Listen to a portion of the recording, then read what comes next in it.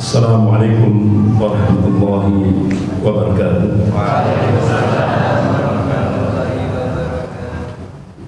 Innal hamdalillah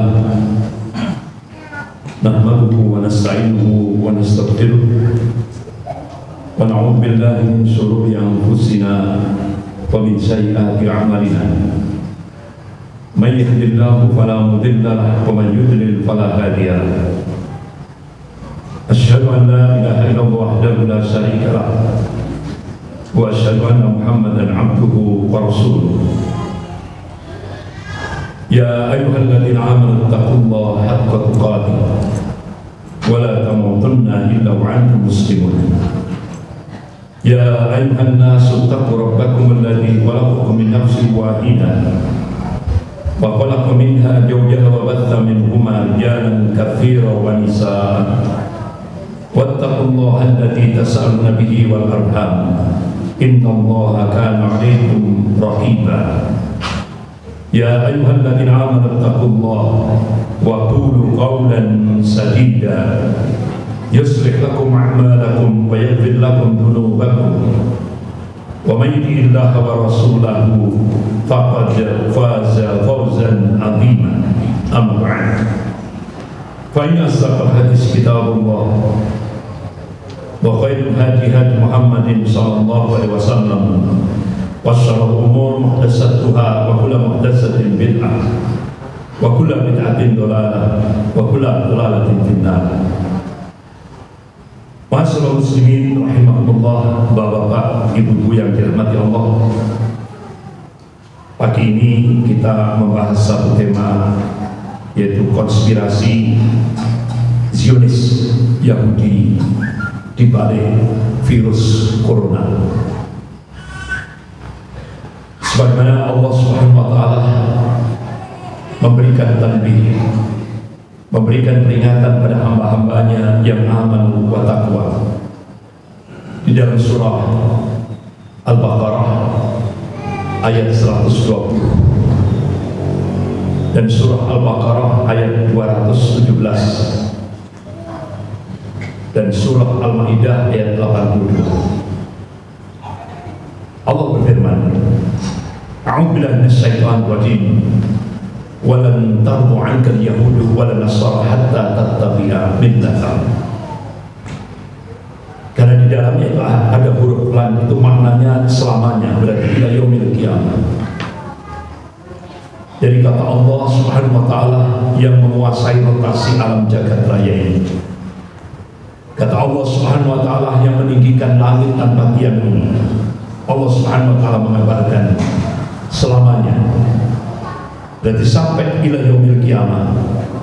Al-Yahud wan Nasara, orang-orang Yahudi dan orang-orang Nasrani itu tidak akan pernah ridho, tidak akan pernah rela, tidak akan pernah senang kepada umat Islam ini sampai umat Islam itu masuk ke dalam milah mereka, agama mereka. Wala yazaluna yuqatilunakum hatta yaruddukum an dinikum in istata'u.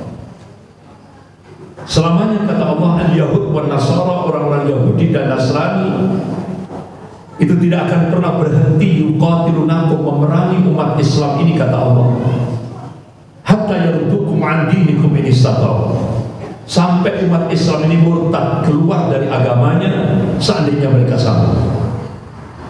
Ini surah Al-Baqarah ayat 217. Dan Allah tegaskan lagi dalam surah Al-Maidah ayat 82. A'udzu billahi minasyaitonir rajim. La tajidanna asyadan nas 'adawatan lil ladzina amanu yahuda wal ladzina asyraku. Sungguh kalian akan menyaksikan orang-orang yang paling keras permusuhannya terhadap hamba-hamba Allah yang mukmin, kata Allah, al-Yahud, orang-orang Yahudi dan orang-orang musyrik. Bahkan 1441 tahun yang lalu Rasulullah SAW juga mengingatkan kepada umatnya. Qala Rasulullah SAW, la tattabi'anna sunnana man kana qablakum sibran bi sibrin wa tira'an bi tira'in hatta ladkhulu juhra dabbin taqitumum qulna ya Rasulullah al-yahud wan nasara qad qamat.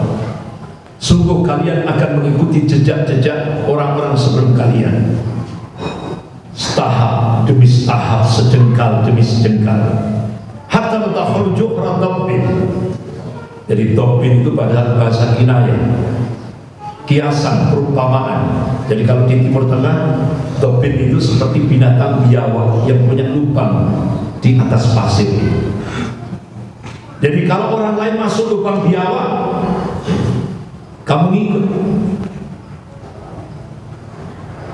Ketika sahabat bertanya, "Qulna ya Rasulullah, al-yahud wan nasara, apa yang kau maksudkan itu perilaku, sikap, budaya orang-orang Yahudi dan Nasrani?" Qala faman, siapa lagi kalau bukan mereka, kata Rasulullah.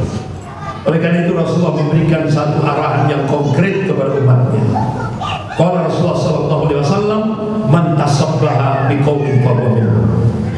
Barang siapa yang niru satu kaum, maka dia termasuk kaum itu sendiri. Syekhul Islam Ibnu Taimiyah rahimahullah, beliau mengambil khulasa kesimpulan. Jadi kita tasabuh, niru-niru kebudayaan orang-orang Yahudi dan Nasrani itu dilarang secara global dalam agama kita. Bahkan Rasulullah perintahkan pada umatnya, qala Rasulullah sallallahu alaihi wasallam, khaliful yahud, khalifun nasara, khaliful majusi. Berbedalah kalian dengan Yahudi, berbedalah kalian dengan Nasrani, berbeda kalian dengan Majusi. Ini peringatan dari Rasulullah SAW. Bahkan Allah tegaskan dalam surah Al-Maidah ayat 51. A'udzubillahi minasyaitonir rajim. Ya ayyuhalladzina amanu la tattakhidul yahuda wan nasara awliya ba'duhum awliya'u ba'din wa man yatawallahum minkum fa innahum minhum innallaha la yahdil qaumadh dhalimin. Hai orang-orang yang beriman, janganlah kamu menjadikan orang-orang Yahudi dan orang-orang Nasrani itu sebagai aulia, sebagai pemimpin. Ba'duhum awliya'u ba'din, sebagian mereka menjadi pemimpin sebagian yang lain.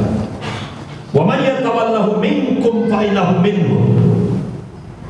Barang siapa yang menjadikan orang-orang Yahudi dan orang-orang Nasrani sebagai pemimpinnya, sebagai walinya, sebagai aulianya, maka kata Allah dia termasuk golongan mereka. Innallaha la yahdil qaumadh dhalimin. Sesungguhnya Allah tidak memberi petunjuk kepada orang-orang yang zalim. Bahkan dalam ayat yang lain kita dilarang oleh Allah untuk menjadikan al-yahud wa nasara itu sebagai bitona, teman kepercayaan. Tidak boleh. Itu dilarang sama Allah. Tapi yang kita saksikan sekarang ini, potret umat Islam sekarang ini, lebih khusus di Indonesia, tidak hanya tasabuh, tidak hanya niru-niru, tapi sudah sampai pada tahapan ittiba'ul kufar, mengikuti orang kafir. Na'udzubillah, na'udzubillah min dzalik. Bapak Ibu yang dirahmati Allah, kembali pada konspirasi di balik virus corona. Kalau Bapak Ibu lihat di mata uang $1, $1, pasti melihat ini mata satu Dajjal di mata uang $1, dan tertulis di bawahnya itu visi misinya Novus Ordo School, the New Order, tatanan dunia baru, sistem Dajjal. Jadi Yahudi itu sudah mempublikasikan visi misinya di mata uang $1, bahwa dia bercita-cita untuk menciptakan sistem Dajjal. Kira-kira sudah diciptakan di Indonesia atau belum? Sudah, bahkan sudah meluas di mana-mana. Segala lini Bapak-bapak Ibu yang dirahmati Allah, karena Yahudi masuk ke Indonesia itu tahun 1602 Masehi. Ada yang sudah lahir? Ya, bahkan itu saya jadikan sebagai tesis ketika waktu saya mengambil ini program pasca sarjana di Universitas Muhammadiyah Malang. Saya melakukan riset sampai ke beberapa tempat, sampai ke Jakarta Pusat, dan ternyata kuburan orang Yahudi yang paling tua seluruh dunia ada di Indonesia, bukan di Israel, bukan di Paris, Prancis, bukan di New York, bukan di Sydney, Australia. Dan ternyata kuburan orang Yahudi paling tua seluruh dunia ada di Indonesia. Jalan Tanah Abang 1, nomor 1, Jakarta Pusat. Yang di depannya ditulis Museum Prasasti. Itu kuburan orang Yahudi. Bahkan Yahudi meresmikan markasnya di Malang tahun 1935. Ada yang tahu? Di mana? Gedung RRI, Jalan Cermin nomor 16, Kota Malang. Jadi Bapak Ibu kalau lihat foto-foto Malang Timur dulu akan terlihat ini di tembok bagian atas ini. Ini sebuah organisasi paling tua seluruh dunia, Free Mission Zionis Yahudi. Dan sekarang RRI pindah di Jalan Candi Panggung. Sekarang yang markasnya Yahudi berubah jadi hotel. Belakangnya gereja katedral, Jalan Cermin nomor 16. Tempat ibadahnya orang Yahudi di mana? Markasnya tahun 1935 sudah diresmikan di Malang. Di mana tempat ibadahnya orang Yahudi di Malang? Kalau sekarang ini tempatnya persis di depan Bank BTN, Jalan Adi Ermas Suryani. Jadi itu pertokoan elektronik. Jadi orang Malang itu kalau ditanya, kemana Bu? Di belakang loji. Itu tempat ibadahnya orang Yahudi, sinagog. Jadi di Malang ini luar biasa. Bahkan Bapak Ibu yang dirahmati Allah, terakhir markasnya Yahudi yang besar 5 hektar itu di Desa Sumberdem, Kecamatan Wonosari, Kabupaten Malang. Kalau jadi dari Gunung Kawi, ya berjalan 10 menit sudah sampai di markasnya Yahudi. Itu 5 gunung bukit 5 hektar disuap dengan bangunan mewah, ada sinagog, ada semua pertemuan tempat, vilanya dan sebagainya. Itu sempat saya mencoba untuk melakukan riset di situ. Jadi rata-rata tokoh-tokoh Yahudi internasional masuk ke situ rata-rata jam 2 malam ketika umat Islam tidur malam. Jadi saya jangkau Pak, rata-rata jam 2 malam.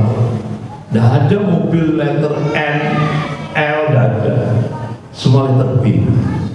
Mobil Mercedes-Benz, bisnya Bluebird, tokoh-tokoh Yahudi internasional, markasnya di situ.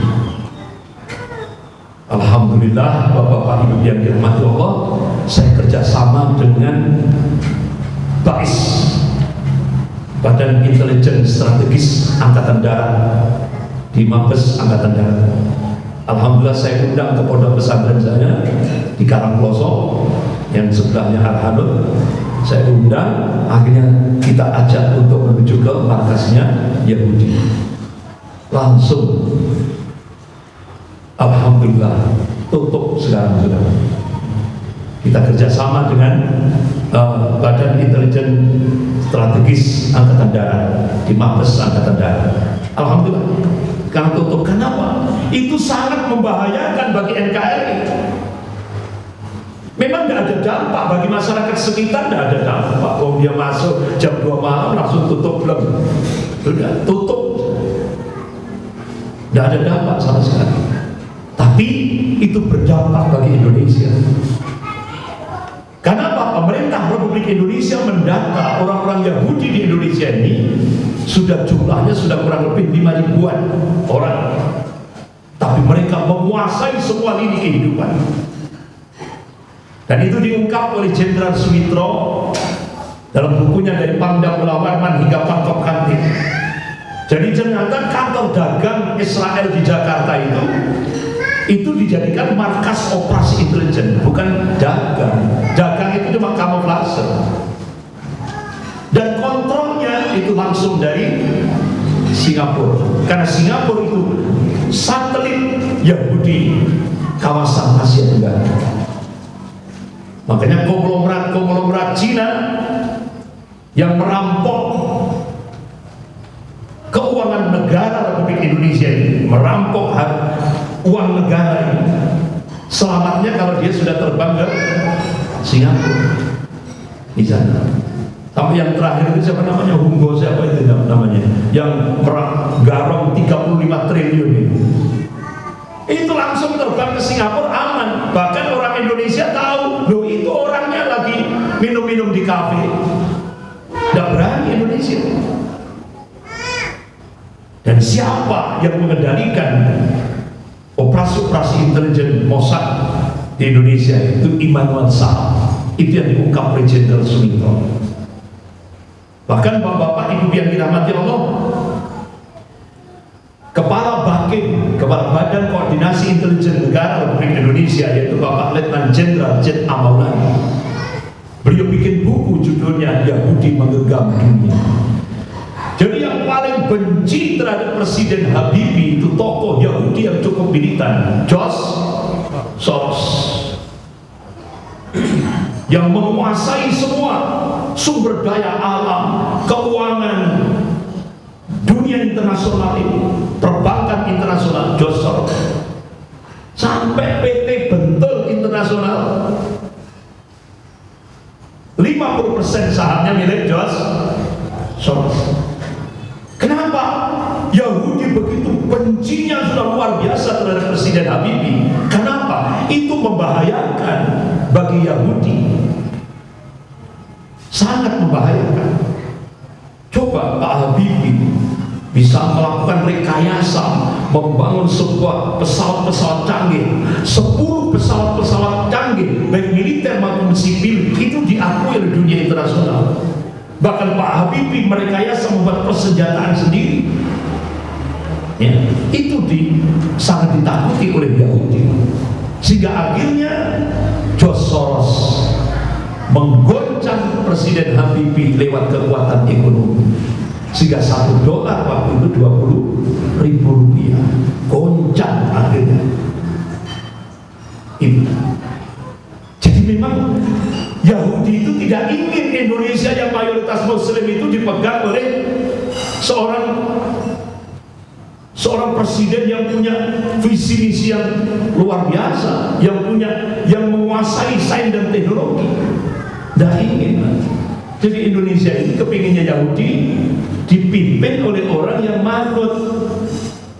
Artinya begini, yaitu orang yang kalau Yahudi ngomong gini, sami'na wa ata'na.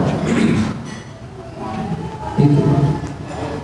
Tapi walaupun Pak Habibie hanya memimpin Indonesia cuma 8 bulan, Masya Allah, umat Islam merasakan menjadi tuan rumah di rumahnya sendiri, walaupun hanya 8 bulan.